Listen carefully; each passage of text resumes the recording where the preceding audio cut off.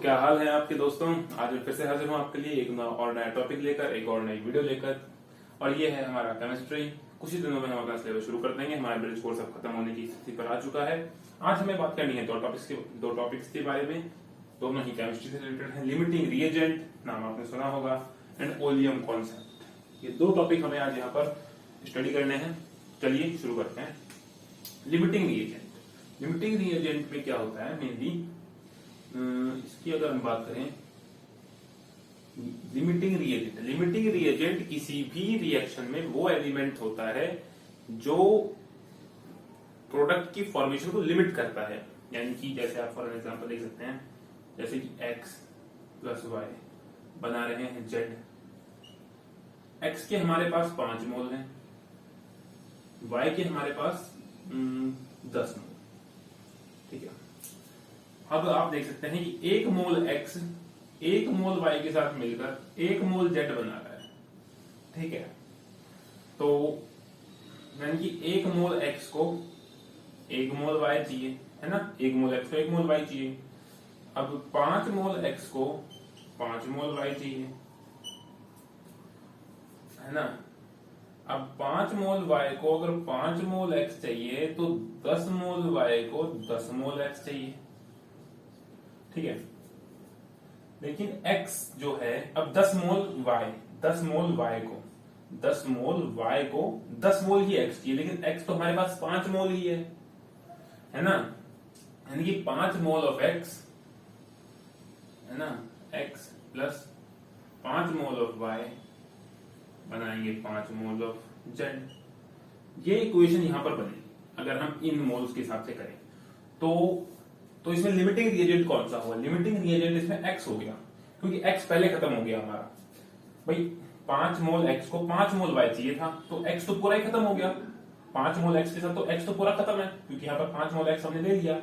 And 5 mole y चाहिए, तो y 5 मोल हमने ले लिया, लेकिन अभी भी 5 मोल बच रहा है। भाई 10 मोल में से 5 मोल ले लिया, तो अभी भी 5 मोल हमारे पास बच रहा है।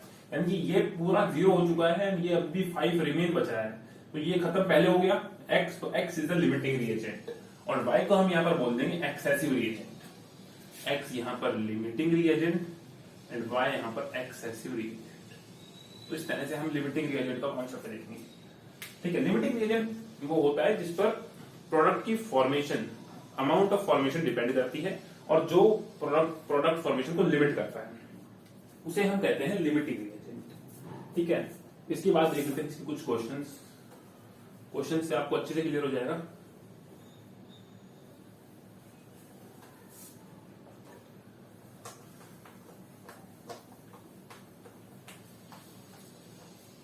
ठीक है। Limiting reagent. अब जैसे क्वेश्चन आ गया, जैसे कि क्वेश्चन आया 2a प्लस 3b बना रहे हैं c। ठीक है। यानी कि 2 मोल ऑफ a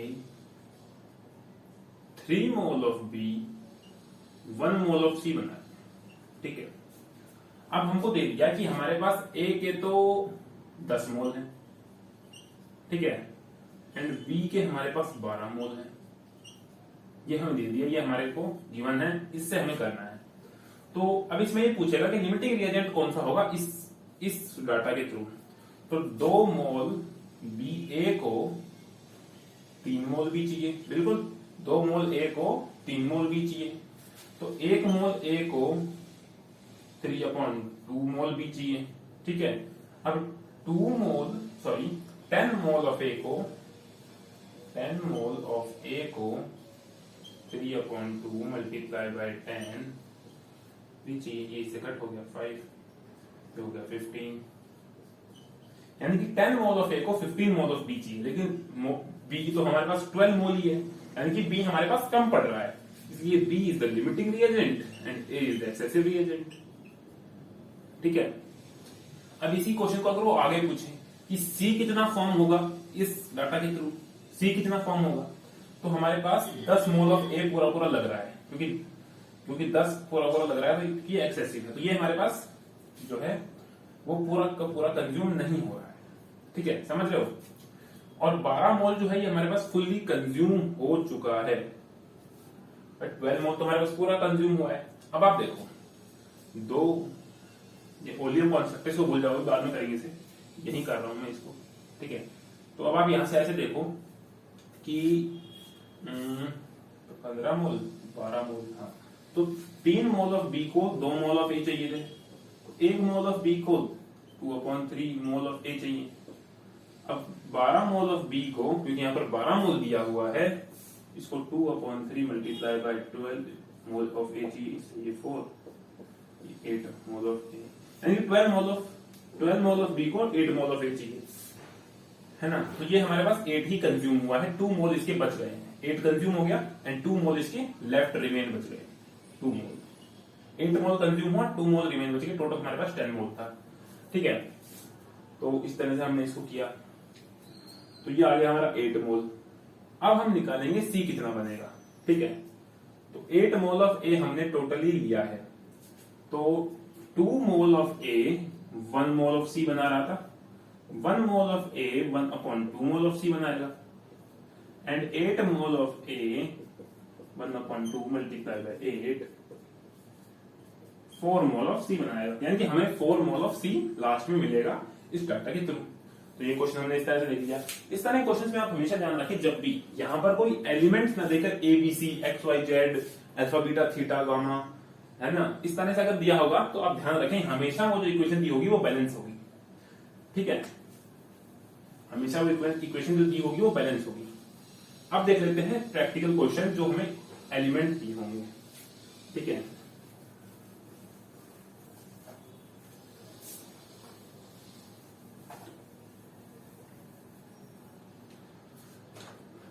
अब जैसे दिया है H2 प्लस O2 बना रहा है H2, अब ये बैलेंस नहीं है क्योंकि ये तो एलिमेंट्स दिए हैं, तो इसे हमें बैलेंस करना होगा, तो इसको हम बैलेंस करेंगे 2, ये यहां पर हो गया बैलेंस 2H2 O2 2H2। ठीक है, तो यहां पर ये इस तरह से हो गया।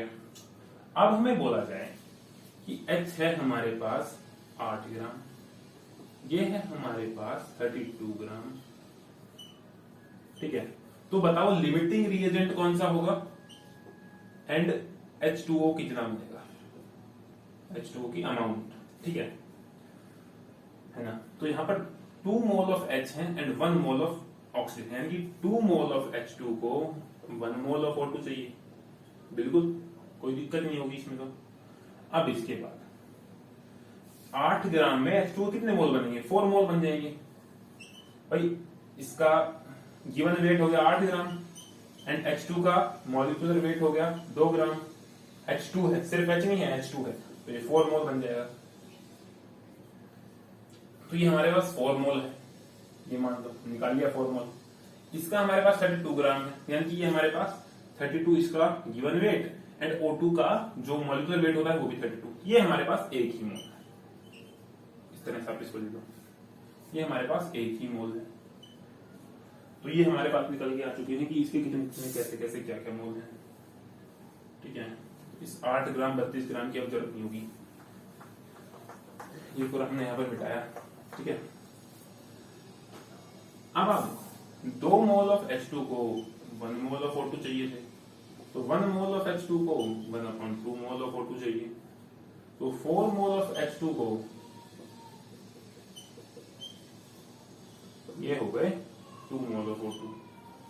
ठीक है, यानी कि 4 मोल ऑफ H2 को 2 मोल ऑफ O2 चाहिए, तो यहां पर तो एक ही मोल है भाई। 4 मोल ऑफ H2 जो है उसको 2 मोल चाहिए, लेकिन यहां पर एक ही मोल है, यानी कि O2 जो है वो लिमिटिंग रिएजेंट है, limiting reagent O2, excessive reagent H2।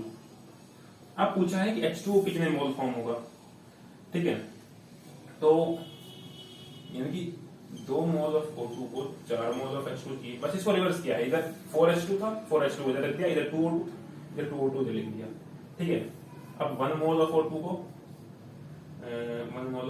4/2 mole of H2 चाहिए O2। ठीक है, अब O2 हमारे पास कितना है, 1 मोल ही है, यानी कि 2 मोल ऑफ H2, यानी कि 1 मोल ऑफ O2 को 2 मोल ऑफ H2 चाहिए, यानी कि इसका सिर्फ 2 मोल ही कंज्यूम हो रहा है, बाकी 2 मोल इसका रिमेन है, 2 मोल इसका बच रहा है।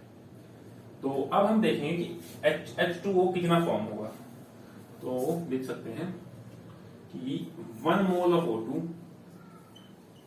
जब रिएक्ट करेगा पूरा पूरा तो बना देगा 2 मोल ऑफ H2O। तो हमारे पास यहाँ पर भी कितना कंज्यूम हुआ है, 1 mole of O2 he consume हुआ है। यहाँ पर 1 मोल ऑफ O2 ही लिखेंगे एंड अगेन H2O, यानी कि 2 मोल ऑफ H2 हमारे पास इस डाटा से बनकर तैयार हो जाएगा। जब 4 मोल ऑफ H2 होंगे, 1 मोल ऑफ O2 होंगे, तो ये limiting reagent, excessive reagent and 2 mole H2O हमारे पास बनकर तैयार हो जाएगा। ठीक है, इस तरह से हमने क्वेश्चन कर लिया। इसके बहुत सारे क्वेश्चन बन सकते हैं, आप अपने हिसाब से बनाइए और उनको सॉल्व करके देखिए। कोई बड़ी बात नहीं है, लिमिटिंग रिएजेंट छोटा मोटा टॉपिक है। होप करता हूं आपको ये समझ में आ गया होगा। अगर इसमें थोड़ी भी अंडरस्टैंडिंग में प्रॉब्लम आ रही है तो आप कमेंट सेक्शन में बता सकते हैं, मैं आपको वहां पर तुरंत रिप्लाई दूंगा।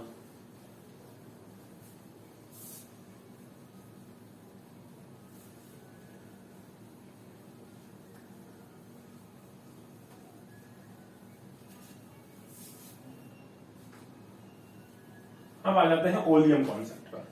ओलियम कॉन्सेप्ट क्या है? ओलियम एक कंपाउंड का नाम जिसका फॉर्मूला होता है H2O7। अब आपको एक मैं कहानी बताता हूँ। आपने बहुत केस सुने होंगे जिसमें एसिड अटैक हो जाता है। एसिड अटैक के केसेस तो सुने ही होंगे। अभी पिक्चर भी आई थी छपाक, उसमें भी एसिड अटैक की कहानी बताई थी। तो एसिड अटैक होते हैं, उसमें मुंह के ऊपर एसिड फेंक दिया जाता है। तो वो एसिड कौन सा होता है आप सब कुछ जानते ही होंगे। वो एसिड होता है H2SO4 सल्फ्यूरिक एसिड वो होता है। अब कोर्ट ने बोला कि यार एसिड अटैक तो बहुत बढ़ गए, तो एसिड मतलब खुलेआम बिक रहा है, कोई भी ले सकता है यार, ये तो बहुत गलत है। कोई भी किसी के ऊपर भी एसिड अटैक कर रहा है, यहाँ पर तो दिक्कत है। भाई कोर्ट ने बोल दिया कि भाई हमने बैन कर दिया एसिड, अब एसिड मिलेगा ही नहीं आपको। अब इंडिया के लोग दिमागधारी जुगाड़ी एक नंबर के, अब जिनकी फैक्ट्री चल रही है जिनमें एसिड बनता है वो सोचें यार अब एसिड कहां से आएगा, अब हम एसिड से काम कैसे करेंगे। उन्होंने लगाया दिमाग क्या लगाया? दिमाग उन्होंने ये लगाया कि ना वो बाजार में H2SO7 ले आए, बाजार से खरीद लाए। ये बाजार में मिलता है, इसमें कोई दिक्कत नहीं। ये वो बाजार में खरीद लाए।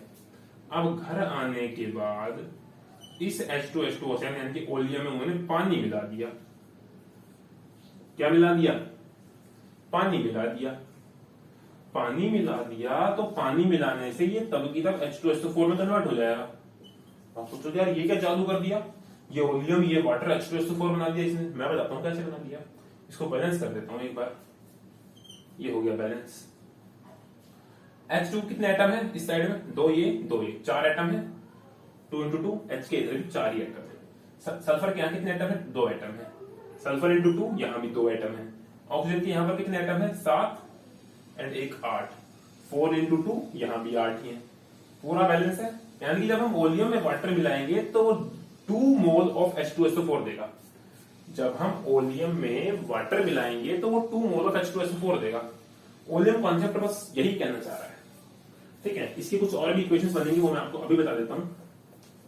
ये तो मैंने आपको बताया कि जब आप ओलियम में वाटर मिलाओगे तो 2 mole of H2SO4 sulphuric acid आपको मिल जाएगा एज ए प्रोडक्ट। अब इसके कुछ और भी मुआयने होते हैं, जैसे कि H2SO4 प्लस H2SO4। अब आप बोलोगे यार ओलियम बनता कैसे है, मैं बताऊं। H2SO4 प्लस H2SO4 को जब हम हीट करते हैं एंड इसको, अब भाई हीट करेंगे तो नॉर्मल सी बात है, जब आप किसी चीज को हीट करोगे तो जो पानी है वो वेपर बन के उड़ जाता है।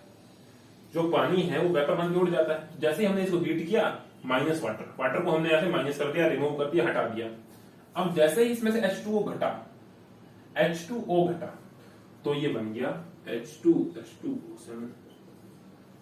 कैसे बन गया H2SO7? हाइड्रोजन की यहाँ कितने एटम है? 4। 2a 4। 2a घटा लो क्योंकि ये हट गया, तो 4 में से 2 एटम हट गए तो हाइड्रोजन कितने एटम बचे? 2। हाइड्रोजन के यहाँ पर 2 एटम है। सल्फर के यहाँ पर कितने एटम है? 1 एंड 1, 2 एटम है ना। यहाँ पर सल्फर के 2 एटम है और यहाँ सल्फर के 7 एटम्स आ रहे हैं। तो यार ये कैसे हो रहा है? ये ऐसे हो रहा है कि इसमें से जब हमने इसको किया तो, एक सेकेंड मैं आपको अभी करके बताता हूँ किस तरह से फॉर्म होता है।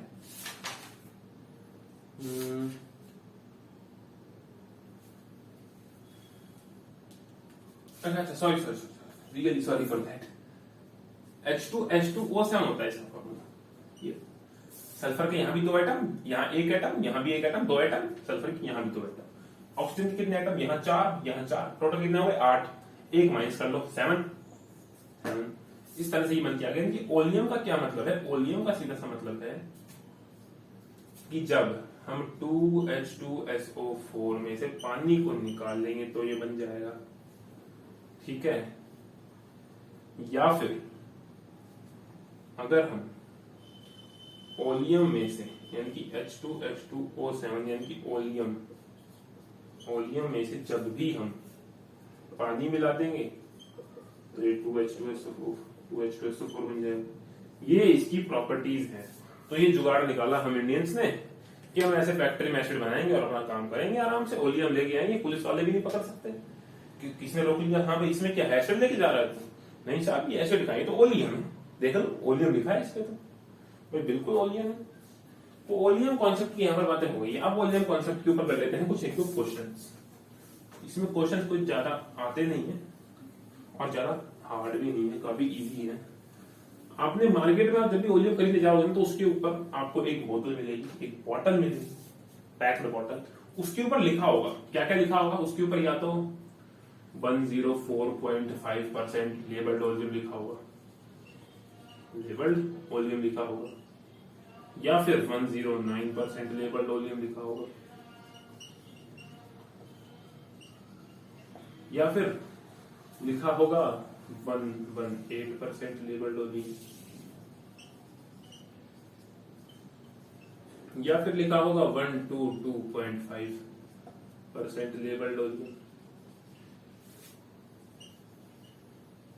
या फिर लिखा होगा 113.5% लेबल्ड ओलियम। अब इसका मतलब क्या है, इसका मतलब क्या है? इसका मतलब कुछ नहीं है। जैसे कि फॉर एग्जांपल किसी ओलियम पर लिखा है 109% लेबल्ड ओलियम, इसका मतलब क्या है? इसका मतलब है उसमें 100 ग्राम, मतलब उसकी 100:9 रेशियो में H2SO4 एंड SO3 होता है नहीं, वाटर, ये उसमें मौजूद है। इस रेशियो में ये चीजें उसमें मौजूद हैं। अगर हम बात करते हैं लेबल्ड ओलियम की तो हाँ, अब इसमें ऐसा कुछ किया जाए, जैसे बोला है 118% लेबल्ड ओलियम कि 100 ग्राम इसमें 100:18 के रेशियो में इसमें H2SO4 और वाटर प्रेजेंट है। अगर लिखा है 104.5% लेबल्ड ओलियम, देन इसमें 100:4.5 के रेशियो में प्रेजेंट है, ठीक है। इस तरह से प्रेजेंट है, यानी कि जब हम इतने, एक सेकेंड, दैट वाज कि ये हो गया थोड़ा मिस्टेक, एक सेकंड रुक जाओ, यहां पर थोड़ी मिस्टेक हो गई है।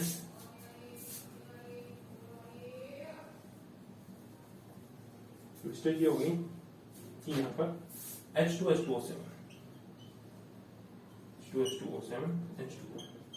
इतने रेशियो में है, 100:18 है तो 100 ग्राम इसमें, फॉर एग्जांपल मान सकते हैं 100 ग्राम इसमें H2H2O7 है, यानी कि ओलियम है 18 के रेशियो में, यानी 18 ग्राम H2O है।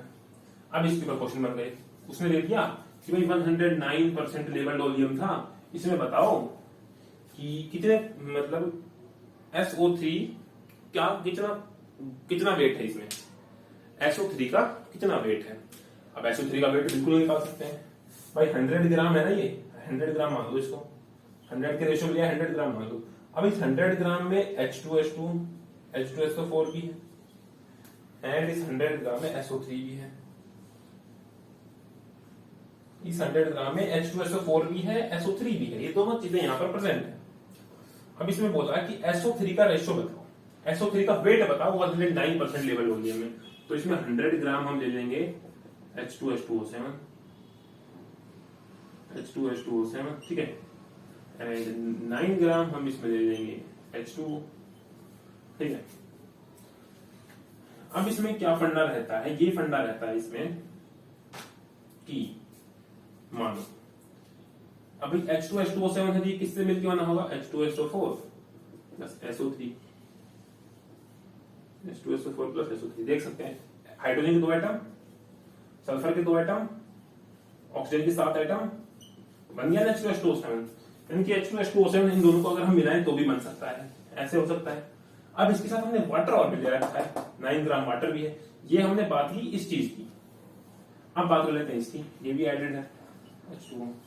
अब इसमें बनता क्या है, इसमें बनता है 2H2SO4, 2H2SO4। अब H2SO4 एक तो यही है, लेकिन यहाँ पर तो 2 मोल है, दूसरा कहाँ है, दूसरा बनेगा इससे। इससे कैसे बनेगा, 2 मोल ऑफ हाइड्रोजन, मतलब हाइड्रोजन के 2 एटम, H2, सल्फर सल्फर है ना, तो सल्फर का 1 एटम, ऑक्सीजन के 4 एटम, SO4 बन गया ना H2SO4। यानी कि एक H2SO4 ये ना, एक इन दोनों को मिलकर बन जाएगा, इन दोनों के कॉम्बिनेशन से बन जाएगा, बिल्कुल बन जाएगा। अब आपने एक बात गौर की कि जितना मोल ऑफ H2O है उतना मोल ही SO3 होगा, क्योंकि दोनों के साथ 1 ही है, ये भी 1 मोल है, ये भी 1 मोल है।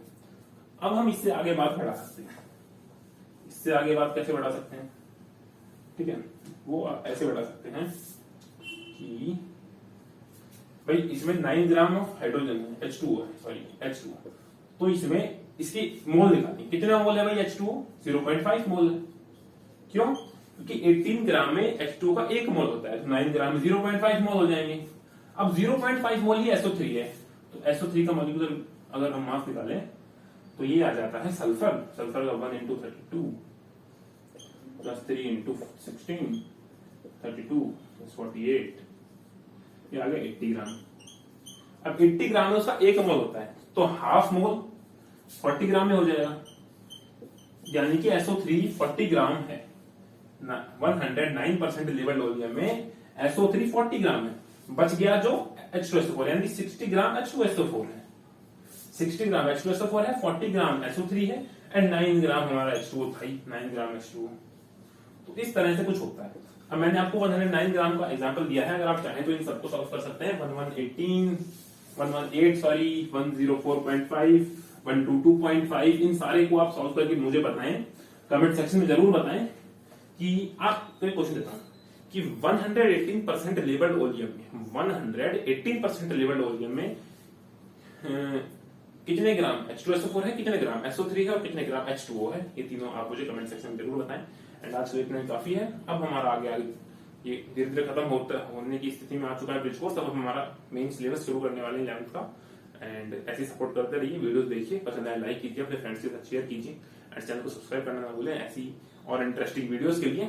Thank you very much, keep supporting, keep loving.